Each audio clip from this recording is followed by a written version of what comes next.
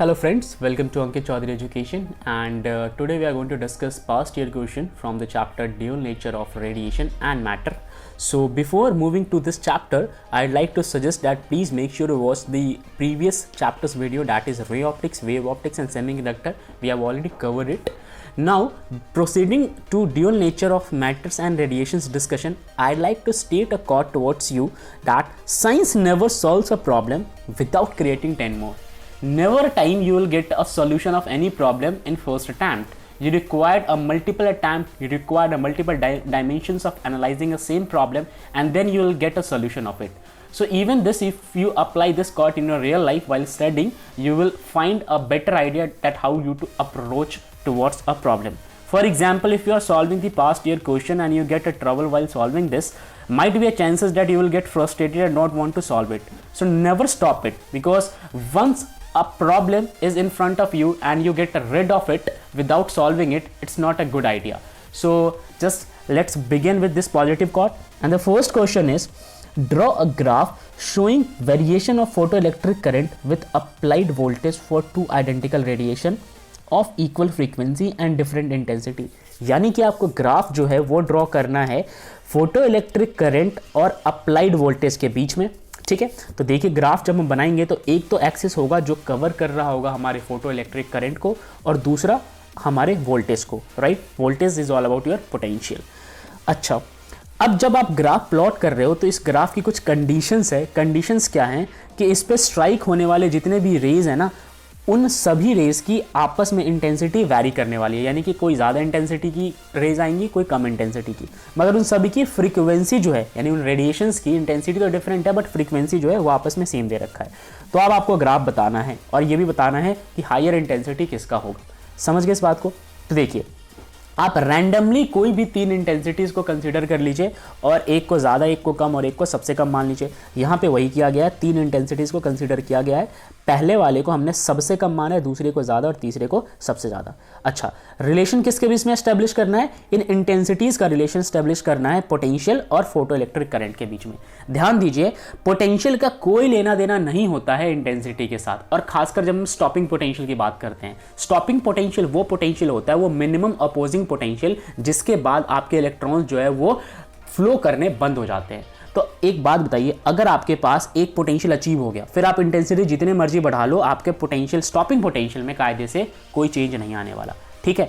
तो stopping potential के लिए इंटेंसिटी सब जगह एक बराबर होती है, इसलिए आप देखेंगे कि इंटेंसिटी की जो ग्राफ की लाइन जाने वाली है वो एक ही पॉइंट पे आके मर्ज हो जाती है। बट जब हम फोटो इलेक्ट्रिक करंट की बात करेंगे तो जितनी ज़्यादा इंटेंसिटी होगी, नंबर ऑफ फोटो इलेक्ट्रॉन्स जो है वो ज़्यादा निकलेंगे और उसकी वजह से फोटो इलेक्ट्रिक करंट की वैल्यू बढ़ जाएगी। आपको मैं यहाँ पे दिखाता हूँ, आप ये देखिए, यहाँ हो क्या रहा है कि ये जो रेडिएशंस है ना, ये स्ट्राइक कर रहे हैं मेटल सरफेस पे और इलेक्ट्रॉन्स जो है वो बाहर की ओर निकल रहे हैं। अब सोच के देखो कि अगर इन रेडिएशन की इंटेंसिटी ज़्यादा होगी तो जाहिर सी बात है ये ज़्यादा इलेक्ट्रॉन्स ले जाएंगे। समझ गए इस बात को? फिर वही बात है, अगर फ्रीक्वेंसी ज़्यादा होगी उससे कोई फ़र्क नहीं पड़ता, चाहे इसकी फ्रीक्वेंसी इससे ज़्यादा हो, दोनों के दोनों अगर कैपेबल है तो एक ही इलेक्ट्रॉन निकालेंगे, मगर अगर इंटेंसिटी ज़्यादा होगी तो नंबर ऑफ इलेक्ट्रॉन ज़्यादा निकलेंगे। तो इंटेंसिटी का रिलेशन होता है फोटो इलेक्ट्रॉन से, और फिर वो रिलेशन चला जाता है फोटो इलेक्ट्रिक करंट के ऊपर। तो आपको ये बात समझ आ गई होगी। आप इस ग्राफ में और भी प्रिसाइजली नोट करो तो ये देखो, ये I1 जो है ये फोटो इलेक्ट्रिक करंट के इस वाले पॉइंट पे, यानी कि अभी करंट कम है, I2 ज़्यादा है तो करंट बढ़ गया, और I3 ज़्यादा है तो करंट और बढ़ गया, ठीक है। और स्टॉपिंग पोटेंशियल एक ही है तीनों के लिए, ये बात मैंने बार बार आपको दोहरा दिया, ठीक है। चलिए अब डिस्कस करते हैं नेक्स्ट क्वेश्चन, जो कि 2017 के अंदर सेट 1 में पूछा गया था। और यहाँ पे सवाल है कि कौन सा वो फेनोमेना होता है जो शो करता है quantum nature of electromagnetic radiation.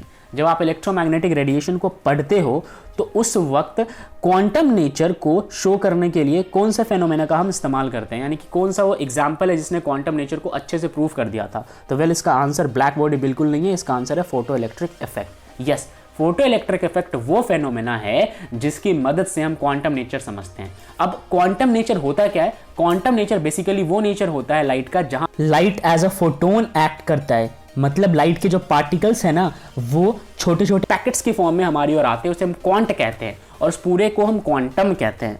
तो जो लाइट के पार्टिकल्स हमारे तक आ रहे हैं वो फोटो इलेक्ट्रिक इफेक्ट के थ्रू ही हम समझ आता है। आइए डिस्कस करते हैं नेक्स्ट क्वेश्चन, जहां आपसे बोला हुआ है कि एक फैक्टर बताओ जो कि डिटरमाइन करता है intensity of light in photon picture of light, यानी कि जब आप फोटोन पिक्चर की बात करते हो तो इस वक्त कौन सा एक फैक्टर होता है जो इंटेंसिटी को डिफाइन करता है। तो देखो, अगर आपको किसी के इंटेंसिटी के बारे में जानना है तो जैसा मैंने फर्स्ट क्वेश्चन में जिक्र किया था कि intensity is directly proportional to number of photoelectrons emitted. ठीक है, तो जितने ज्यादा फोटो इलेक्ट्रॉन निकलेंगे उतनी ही ज्यादा आपकी इंटेंसिटी होगी। ये बात समझ गए। तो इसका अगर एक फैक्टर की बात की जाए तो वो होने वाला है इंटेंसिटी, फोटो इलेक्ट्रॉन्स होने वाला है इंटेंसिटी के केस में, राइट। चलिए फोर्थ क्वेश्चन की बात करते हैं। यहां आपसे बोला हुआ है कि state one reason to explain why wave theory of light does not support photoelectric effect. बहुत इंटरेस्टिंग है। जब हम बात करते हैं फोटो इलेक्ट्रिक इफेक्ट की तो उस वक्त वेव थ्योरी ने इस फेनोमेना को सपोर्ट क्यों नहीं किया, यानी हम वेव थ्योरी से क्यों इस चीज को एक्सप्लेन नहीं कर पाए। तो आंसर ये है कि वेव थ्योरी जो है वो प्राइमरली अप्लाई होता है डिफ्रैक्शन, इंटरफेरेंस और पोलराइजेशन जैसी फेनोमेना को समझाने के लिए। जहां तक बात फोटो इलेक्ट्रिक इफेक्ट की है तो photoelectric effect totally based है क्वांटम नेचर के ऊपर, राइट। तो इसका आंसर है कि according to wave theory same intensity of different light colours should have same energy. अगर आप वेव थ्योरी की बात करते हो तो चाहे जितने भी रंग के लाइट रे आपके पास है उन सभी की इंटेंसिटी जो होती है वो एक जैसी होती है, ठीक है। लेकिन एक्सपेरिमेंट में ये पाया गया कि एनर्जी जो है वो डिपेंड करती है फ्रीक्वेंसी पे, एम्पलीट्यूड पे नहीं, राइट। तो इसका ये आंसर हो गया। अब हम बात करते हैं फिफ्थ की। फिफ्थ क्वेश्चन में पूछा हुआ है और ये दिल्ली के कंपार्टमेंट के अंदर पूछा गया था 2017 में कि if distance between source of light and cathode photo cell is double, अगर आप फोटो सेल और सोर्स के बीच में जो डिस्टेंस है उसको डबल कर दोगे तो फिर किस तरीके से स्टॉपिंग पोटेंशियल के ऊपर असर आने वाला है। तो इसका आंसर है स्टॉपिंग पोटेंशियल पे कोई भी असर नहीं आएगा, क्योंकि स्टॉपिंग पोटेंशियल जो है फ्रीक्वेंसी पे डिपेंड करता है। जैसा मैंने आपसे जिक्र किया था कि इंटेंसिटी का स्टॉपिंग पोटेंशियल से दूर दूर तक कोई लेना देना नहीं होता। इंटेंसिटी जो है वो नंबर ऑफ फोटो करंट पे डिपेंड करता है, वेरे जब स्टॉपिंग पोटेंशियल की बात करते हैं तो वो फ्रीक्वेंसी पे डिपेंड करता है। जरा इसे डिटेल में समझते हैं। अगर मान लीजिए कि ये एक रेडिएशन है, अगर इसकी फ्रीक्वेंसी बढ़ जाएगी तो जाहिर सी बात है फिर हमारा स्टॉपिंग पोटेंशियल भी इंक्रीज कर जाएगा, क्योंकि जितना ज़्यादा फ्रीक्वेंट लाइट रे हमारे पास होता है स्टॉपिंग पोटेंशियल की वैल्यू बढ़ानी होती है। तो मैं उम्मीद करता हूँ आपको ये सारे क्वेश्चन समझ आए होंगे। अब यहाँ पे मेरा साथ खत्म और कुछ क्वेश्चन आपके लिए एज अ होमवर्क है। आप वीडियो को पॉज करके इन क्वेश्चंस को नोट डाउन कर लीजिए और इनके आंसर्स ढूंढ लीजिएगा। मैं आपके लिए एक बार रीड कर देता हूं। पहला है कि ग्राफ बनाओ showing the variation of de Broglie wavelength of a particle of charge q and mass m, यानी एक पार्टिकल का चार्ज क्यू और मास एम है, ठीक है। डी ब्रॉगली वेवलेंथ के ऊपर इसका ग्राफ बनाना है और वो एक्सेलरेट कर रहा है वी पोटेंशियल के through.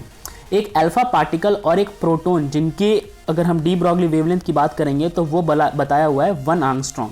Explain the calculation which of the two has more kinetic energy, यानी कि प्रोटॉन और अल्फा पार्टिकल्स में से काइनेटिक एनर्जी किसकी ज़्यादा है।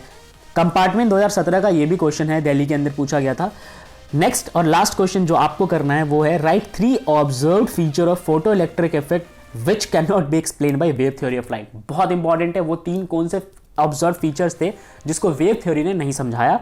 और आपको ये भी बताना है कि आइंस्टाइन फोटो इलेक्ट्रिक इफेक्ट को या इक्वेशन को आप किस तरीके से इस्तेमाल करोगे ताकि आप डिस्क्राइब कर पाओ इसके फीचर्स को, राइट। तो ये आज का हमारा टॉपिक ऑफ द डिस्कशन था। मैं उम्मीद करता हूं आपको आज के सारे क्वेश्चन समझ आए होंगे।